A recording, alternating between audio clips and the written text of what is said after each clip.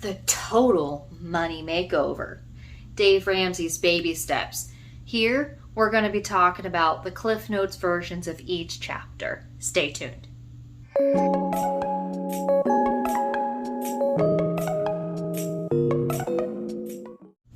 So in the introduction, Dave talks about his journey with debt and why he's so adamant against debt. He wraps us up with a bunch of humor about flying turkeys and skinny dipping. If you're on the fence about reading the book, do read the introduction, because a lot of the things he says are actually interwoven throughout the entire book. And like I said, it's pretty funny. At least I think so. Chapter 1, the Total Money Makeover Challenge. It starts with a window into what Dave's life before he was Dave Ramsey, the guy who hates debt. It explains that he knows the shoes that you are in because those were his at one point. He basically tells you to find a mirror, and the person looking back at you is not only the problem, but it's also the solution. Chapter 2, Denial. I'm not that out of shape. Literally a bunch of people who are talking about how they grew up not understanding debt. They were told that debt is a tool and they misused the tool. They were completely in denial that they had a problem, even though they couldn't make all the minimum payments with just their salary. A lot of the financial advice that family and loved ones give you, when you sit down and actually look at the numbers, may not be the best advice. And that's a really hard pill to swallow. Chapter 3 is called Debt Myths. Debt is not a tool. Throughout this chapter, he's going to explain exactly why with each type of debt, it's not a tool according to him. There's a lot of common sense that are interwoven into this. And as someone who has debt myself, it's a really good gut check if the debt you have is a debt you want to keep for a long period of time. Chapter 4 is the money myths, the non-secrets of the rich. So in this chapter, he talks about what's a good investment versus a bad investment. Investing in a car is not the same thing as investing in a house or investing in a 401k. He talks about how buying a piece of clothing isn't necessarily an investment either. Remember, these are everything that he believes. When it comes to these myths, he gives a very detailed explanation as to his point of view. It's a great read. Chapter 5, 2 more hurdles, ignorance and keeping up with the Joneses. Basically, what he talks about in this is that we kind of don't know anything about money. No one is born good with money. Everyone is taught that. One of the things that perpetuates throughout, especially American culture, is we have to keep up with our neighbor, which is affectionately usually called the Joneses. We want to have the car they drive. We want to have our kids in the schools that their kids are in. We want to have our kids in all the summer camps and everything like that.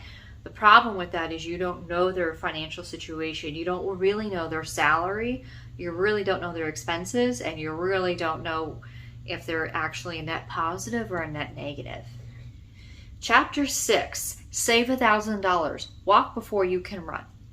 He explains that when he was teaching people about how to manage money, started over 30 years ago, people would just pay off debt, and then all these little emergencies would come up with a car or their house or whatever, and it was always a $400 thing or $300 thing.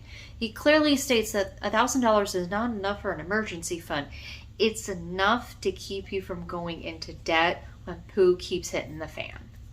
Chapter 7, Step 2 is the debt snowball.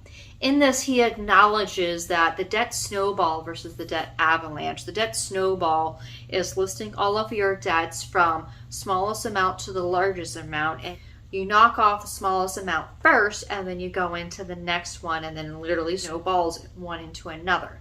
He acknowledges that mathematically, this is not the most efficient way. Mathematically, it's the avalanche method, which is based off an interest rate. But he clearly states that money is 80% behavior and 20% knowledge. So if this was a math problem, as he likes to say, we wouldn't be having this conversation. Chapter 8, Finishing the Emergency Fund. Kicking Murphy out. Murphy is this person that just doesn't seem to get the heck out of the house. Murphy is all the problems that keep happening. Emergency fund of 3 to 6 months So Murphy, all those problems that keep happening, stop happening. And when it does happen, it's annoying, but you can keep on going. He clearly states that he doesn't recommend buying a home until you have a 6-month emergency fund. Saving up for your home is usually called baby step 3B, which is saving about 20% of the cost of the home. He clearly states that this is important so that way you don't become house rich and income poor. Chapter 9, maximum retirement investment. Be financially healthy for life. He doesn't agree with the whole idea of going to retirement so you don't have to work. You have a retirement so you can enjoy the things that you worked hard for. He talks about that retirement isn't a reason to stop working. You can change gears and put your passions in another place, but you don't try to quickly get to retirement in order to stop working. He breaks down the basics with like Roth IRAs, 401ks. He breaks down the basics and he encourages to get employer match to save up to 15% of your gross income towards retirement before you head on into the next baby step. Chapter 10, college funding, making sure the kids are fit too. Basically, he talks about his perspective on saving for college. He doesn't believe that just because your kid wants to go to out of state because they have a great football team, that doesn't mean that that's where they should go. He clearly states you should really look at the return on investment or the ROI. You should look at if you have two colleges, one's out of state, one's in state, one is 60% of the other, you should really look at that. So some of the rules he has is doing the research on the ROI and the living expenses for the area that they're going to be going to college. Another one is pay cash. That's right. Don't take out any student loans or Parent Plus loans. One of the other rules he mentions is that there's a scholarship, use it.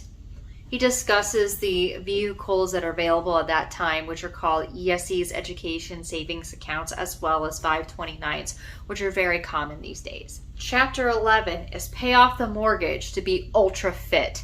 This is baby step 6. So basically, after everything you've done, then you can pay off your mortgage.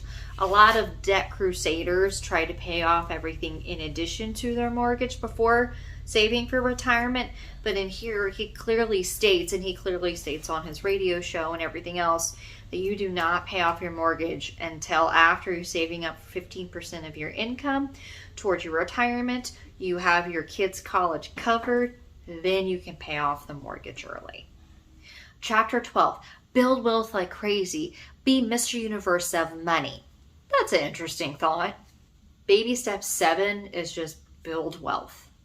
Something he talks about a lot is when you're wealthy, it means you have responsibility to society to return some of the good that was given to you back into society. Something he talks about a lot in this book, and particularly in this chapter, is you will never have more fun with money than when you see someone's eyes light up because you just changed their net worth because you gave them $300. You just changed their quality of life because you gave them a bike they had been wanting for a long time. You bought them a brand new pair of tennis shoes. Really cool stories. Chapter 13 is live like no one else. One of Dave's key things he says all the time is live like no one else so you can live like no one else. So basically, be gazelle intense, which he discusses constantly throughout the book. So at the end, you can give generously. You can change people's lives by doing something that you feel is very, very small. The things I love about this book is I think his humor is great. The steps make a lot of sense. It's very tactile. Cons of this book is that there's a ton of spiritual undertones throughout the book, which he knows are there and he's very proud that are there. But if you're someone who is very uncomfortable with that, then this may not be a book that you're comfortable in reading. I would invite you to try to get through it anyway. Just take it for what it is on the paper. You don't have to believe into it. This is just his side of the story. One of the other interesting points about this book is that the original print was, I want to say in the 1990s, I want to say. It hasn't really been updated. And when you hear him talk on his radio show, the steps are exactly the same. So what's good is the system has been tried and tested, and many, many, many millions of people have used this system in order to get out of debt and build wealth. So it is a proven system. Whether it works for you or not is something you will need to figure out on your own. This book is a great guide for someone who might struggle with consumption and understanding just basic finances like interest rates and realizing that no, you don't have to keep up with your neighbors next door. Until next time.